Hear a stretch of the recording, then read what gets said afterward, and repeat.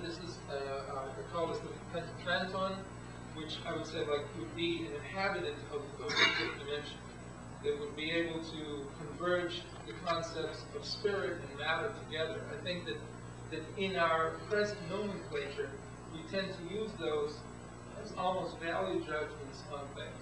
And now in our own physics, we really have no way of differentiating between spirit and matter. It means that, say, like the collective consciousness of the world has moved to a point where we're, in a sense, on our own evolution, are moving to a place where we no longer have to make those dichotomies. This is about, I would say that I call this the photon consciousness. I think that as you go from the fourth to the fifth dimension, you pass through the velocity of the speed of light. And so this is where you get into the realm of what people call tachyons, that move from an infinite velocity back down to the speed of light, as opposed to particles that move, try to go from 0 to the speed of light in various octaves.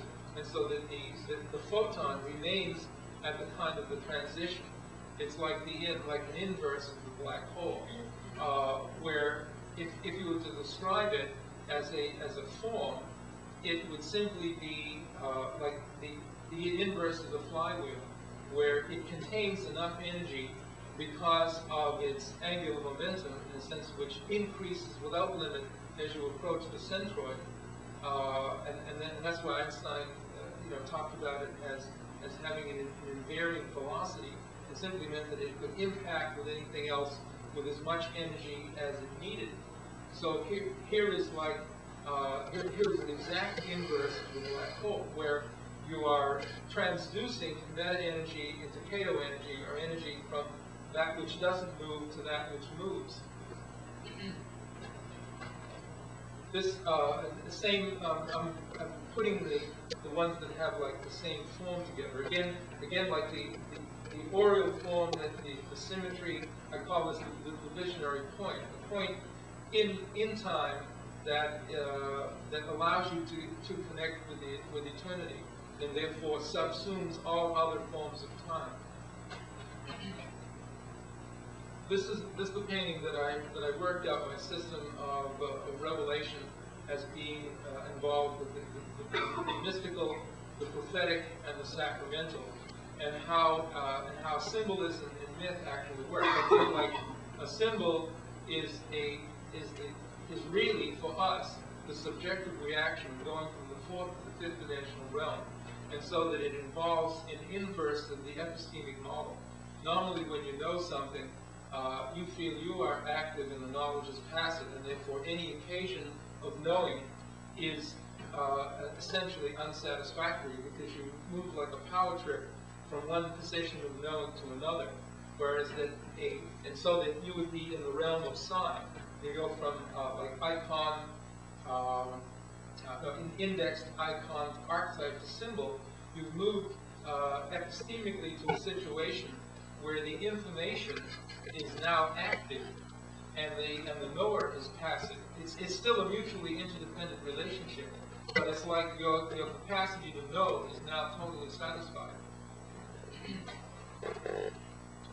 Okay, this is on to the third part, which is kind of the Western medieval world, because this has like been a great source of visionary art for many people, especially it has remained so in the West prior to, say, like the kind of the convergence of the East and West in the 19th century.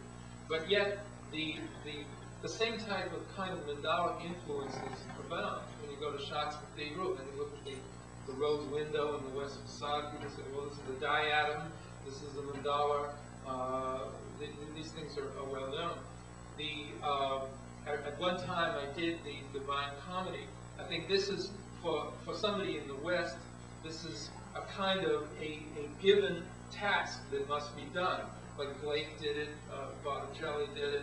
Of course, Giotto, who was a contemporary of Dante, who was the first one to do it. So there were numerous people, about 37 people, I think, that have moved into the visionary genre long enough to be involved in it. because this is like the sine qua non of a visionary painter, a person who has a dream or a vision, and it ends with the paradiso, with a connection to see the vision of God. This is of course the Inferno. I said that this is a triptych. I set it up where I would have a cross section of the Inferno, an elevation of the Mount of Purgatory, and a cross section of the medieval cosmos. And then in this case, there's 32 cantos in the Inferno. They are like a movie strip around, because that's the way it happens. Like this certain amount of time that Dante spends in each one of the cantos, and he meets people, and then they move away. So it's a surprisingly modern in its situation, but it's also set up like a piece of architecture, which is exactly the way, say, it would be like in Tibet, where a mandala is turned into a temple, and so that the sculpture arrives from it in the right places. So that he works this the other way. So this is like the plan of a cathedral, and on here, that's the Mount of Purgatory, and the Paradiso. That there's the celestial rows with the kind of seating arrangement for the beatific vision. And I thought that what he was actually talking about was that, to my mind, the best way to illustrate this now in the future would be to actually create an artificial planet at the orbit of Sirius, the asteroid belt, that you could use the material at that point to create a gigantic planet that would be 64,000 miles in diameter, and that you could actually duplicate everything that went on in the medieval cosmos. And then through advancements in holography, we now have them for vision, for hearing, and we soon have them for all the other senses, that you could have a person actually go through the 1 week that it takes for the Divine Comedy, and reenact the entire thing. Like Virgil would be a hologram. I mean, this sounds like like a Star Wars thing, but I've done this in like 1975. This was one of a real early paintings from 1963, where I'd just gone to Notre Dame, and I like the gargoyles and the kind of like faith-reason dichotomy that runs through the whole comfort. I began actually kind of making copies of the book of Kells. It was in reading about this, the scribes, this thing took nearly 100 years to do, and they never completed it. If a scribe would die or something like that, you'd put somebody else in the place.